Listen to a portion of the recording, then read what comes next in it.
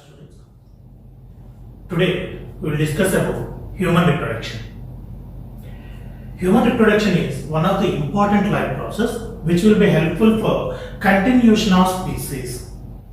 Continuation of species is also said to be perpetuation of race. Sometimes they may ask as perpetuation of race, sometimes the life process which will be helpful for continuation of species. Both are same. That means reproduction is one process which will be helpful to continuation of species so that all the living organisms present on this earth is existing from thousands of years onwards. Of course, the lifespan is very less. It may be half an hour or it may be 300 years.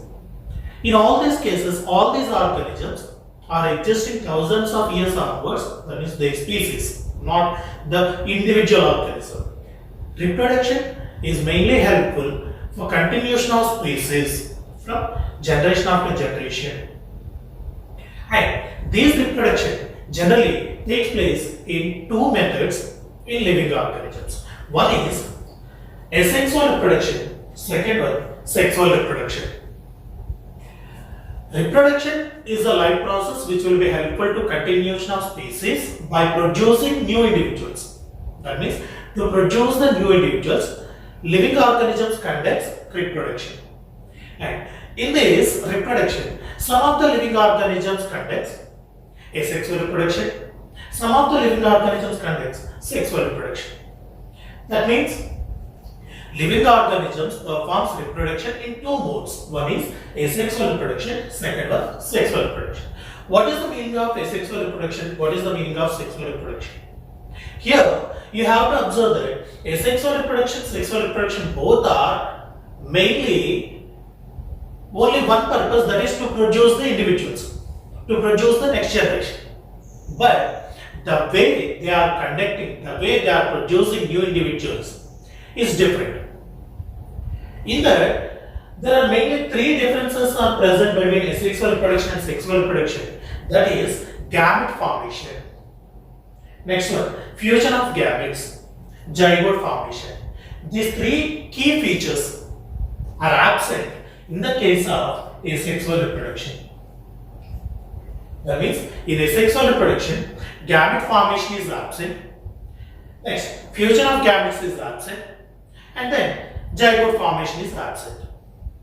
Here, zygote nothing but fusion of these two gametes, one individual cell will be formed, which is also called zygote.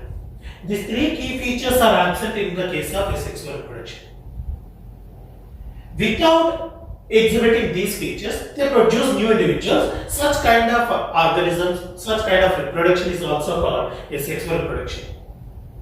And when we observe this sexual reproduction, in sexual reproduction, producing new individuals involves these three features. That means gamete formation we can see. Next, fusion of gametes we can observe.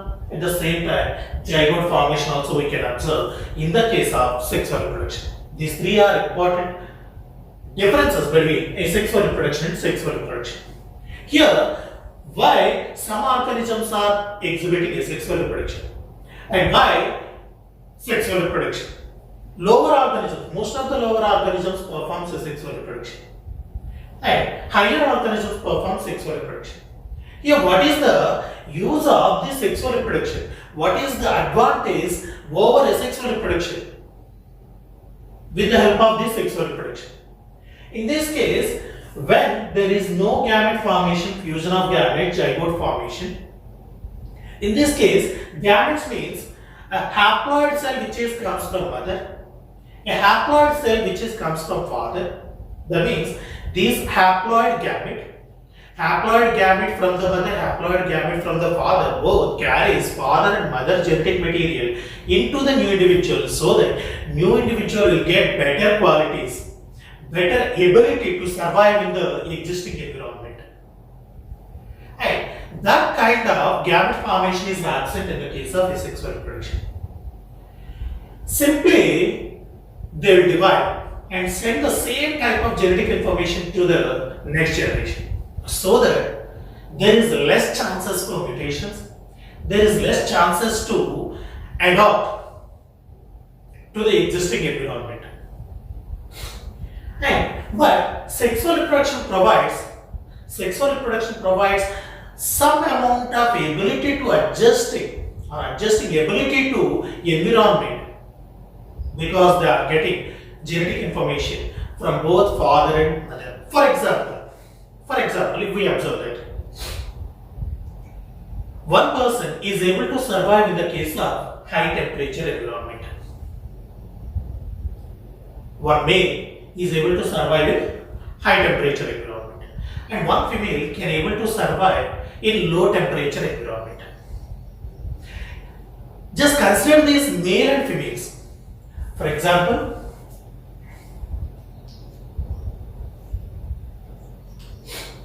one male and one female, or father, mother. So father and mother, in this case, father is able to survive in high temperature environment. Mother is able to survive in low temperature environment. So this father is unable to survive in low temperature environment. This mother is unable to survive in high temperature environment. That means they have the ability to survive in high temperature condition, and this one have the ability to survive low temperature condition. In this case, it just says that means father producing one gamete, mother is producing one gamete. What is happening here? In the form of gamete, mother is sending their genetic information which is able to survive, which also consists the information to survive in low temperature environment. And father is producing gamete, that means in the form of gamete, father is sending genetic information of the father that also consists genetic information which is helpful to survive in high temperature environment. So, if these two are getting fused, they produce zygote. That means these zygote have the genetic information of high temperature environment, that is ability to survive in high temperature environment. At the same time, this zygote also have the ability which provides, or genetic information which provides ability to survive in low temperature. Both informations are present in zygote. Now, this zygote is able to survive in both high temperature environment as well as low temperature environment. That means what is happening here? This person is able to survive in both conditions. But father is able to survive in only one condition. Mother is able to survive in one condition. But new individual can able to survive in both environments. That means new individual is increased their ability than their parents because of the sexual reproduction. That means sexual reproduction helpful to improve the genetic vigor or genetic capability. That's why most of the higher organisms develop sexual reproduction. Anyway, to produce the new individuals, there is one life process, that is reproduction. And this reproduction is divided into two types, asexual reproduction and sexual reproduction. And if the reproduction doesn't exhibit gamete formation, fusion of gametes and formation of zygote, then it will be considered as asexual reproduction. And if these three features are present in that reproduction, then it is called as sexual reproduction. And anyway, in human being is one of the higher organisms, and he will exhibit one type of reproduction, that is sexual reproduction. So reproduction which takes place in human beings is a type of sexual reproduction. In this case, to perform the sexual reproduction, human beings consist two type of systems. One is male reproductive system and female reproductive system. Male reproductive system is present in males, female reproductive system is present in females. Right. Because of the reproductive system, because of the reproductive organs, we can clearly differentiate the human beings into males and females. It may be by the help of secondary sexual characters, or external genitalia, whatever it is. We can clearly differentiate the human species into male organisms and female organisms by the external features. That's why external morphological characters are helping to divide one species into male and female organisms. That feature is also called sexual dimorphism. That means sexual dimorphism means presence of male and female organisms or morphological characters. Morphological characters means characters which we can observe from external side. By the characters, whatever present, whatever we can see from outside, that kind of characters helpful to us to divide which one is male and which one is female. So that kind of feature is also a presence of male and female organisms is also called sexual dimorphism. So human being will exhibit sexual dimorphism. In this, male organisms are present separately, female organisms are present separately, and we can differentiate them by the external morphological characters. In this case, male organism consists male reproductive system, female organism consists female reproductive system. And when you observe this, male reproductive system, different parts are present in male reproductive system, and these male reproductive organs which are present in male reproductive system is divided into two types. One is primary sex organs and secondary sex organs. Male reproductive system is divided into two types: male primary sex organs and secondary sex organs. On what basis these male reproductive system or organs present in male reproductive system divided into primary sex organs and secondary sex organs? Here, what is the main function of this male reproductive system? To perform the reproduction. To perform the reproduction, which cells are important? We need gametes. Gamete formation is important. So gamete formation it takes place, then it helpful to fusion and formation of zygotes. So gamete formation is important, and that gamete formation takes place in testes. That testis is also called as primary sex organ. That means reproductive organ where the gamete formation takes place, that organ is also called primary sex organ. Remaining all parts, it may be vas efferentia, or it may be vas deferens, or it may be epididymis or urethra, accessory glands, all are considered as secondary sex organs. And female reproductive system also divides into primary sex organs and secondary sex organs. In this case, female reproductive system produces one type of gamete which is also called ova, and that ova production takes place in ovary. Ova is one type of gamete. That gamete or ova production takes place in ovary. That's why ovary is called as primary sex organ, because formation of ova is important to conduct the sexual reproduction in human beings. That's why ovary is considered as primary sex organ. And remaining all parts or reproductive organs present in female reproductive system is considered as secondary sex organs. Secondary sex organs means other reproductive organs present in female reproductive system like fallopian tube, uterus, vagina, external genitalia or accessory glands. All are considered as secondary sex organs. They are helpful to, or they are supportive to primary sex organ. Likewise, male reproductive system, female reproductive system is present. In this case, you have to observe one thing, that is, when we are discussing about human reproduction, most of the people will focus on male reproductive system and female reproductive system only. But reproduction means not only organs present in male reproductive system, organs present in female reproductive system. In this case, reproduction means production of new individuals. Observe here, production of new individuals, reproduction, production of new individuals. That means we have to study from what are the parts present in male reproductive system, what are the parts present in female reproductive system, along with how they produce gametes, how the gametes fusion takes place, how the zygote will be formed, how the new individual will be developed from the zygote.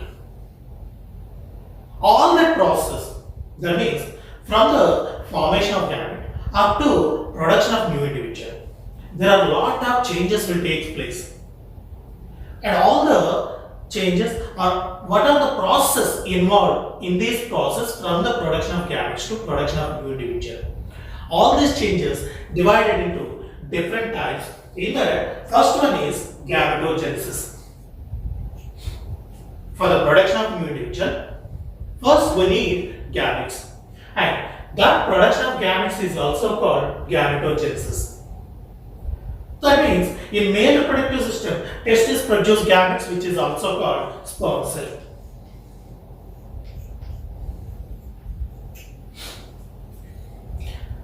Ovary produces ova.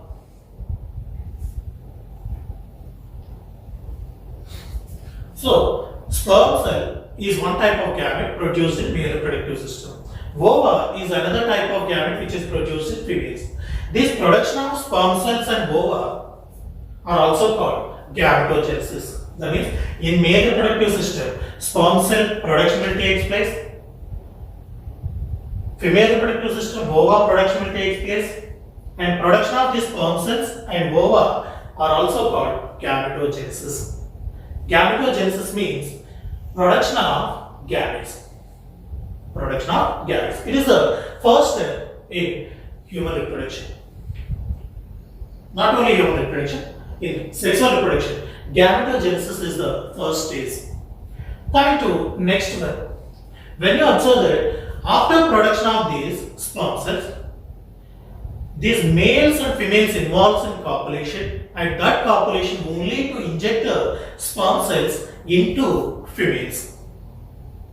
During the copulation process, sperm cells will be injected into female reproductive system, and that injection of sperm cells into female during the copulation is also called insemination. So that semen means a fluid like a substance which touches sperm cells. That semen will be injected into female reproductive system. That injection of semen into female reproductive system is also called insemination. And after insemination, sperm cells will fuse with ova. Sperm cells will fuse with ova, and that fusion of sperm cell with ova is also called fertilization. After that, because of the fertilization, what will happen? Zygote production will take place. Zygote is a single cell and it is diploid in nature. Zygote is single cell and that is diploid in nature because two sets of chromosomes they are receiving, one set from father, one set from mother. So that gametes is haploid cells. That means only one set of chromosomes will present, and zygote is diploid cell. That means they consist two sets of chromosomes. So formation of zygote, formation of diploid cell because of the fusion of male gamete and female gamete is also called fertilization. That means because of the fertilization, what is the resulting cell we got? Zygote. And these zygote start divisions. That means one cell will divide two cells again divides into four cell again divides into 8 cell, and then continuously the cells will divide and increases mass of cells, because from that single cell total complete organism we have to develop, and for that purpose we need lots of cells. So for producing more and more cells, they organize divisions. The divisions, a cell division, is also considered as cleavage. That cleavage is organizing or takes place in zygote so that mass of tissue will be developed, and that process of divisions is also called as cleavage. And during this division or cleavage is going on, during the cleavage is taking place, it also comes to uterus region of female and attaches to female reproductive system, and that process is also called implantation. First zygote will be developed, zygote will organize divisions, when the divisions are taking place, it comes to uterus region or into female reproductive system, attaches with the female reproductive system. The growing embryo will attaches with the uterus, and that attachment is also called implantation.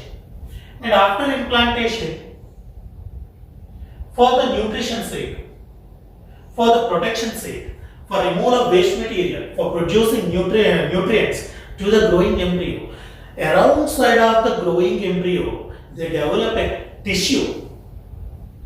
They develop a tissue layer around side of the embryo, and that formation of this tissue around side of the embryo is also called placentation. Because of the placentation, they produce placenta. After placentation, then here, because of the cleavage, what is happening? Number of cells are formed, and that mass of cells will divide into 3 layers. Mass of cells which are formed because of the cleavage after placentation, they divide into 3 layers. One is ectoderm, endoderm, and mesoderm. Here actually we have to say that ectoderm, mesoderm, endoderm, because ectoderm is the outer layer, mesoderm is the middle layer, endoderm is the inner layer. But based on the formation, ectoderm, endoderm will be formed first, and then mesodermal cells will be formed. So that 3 layers will be formed.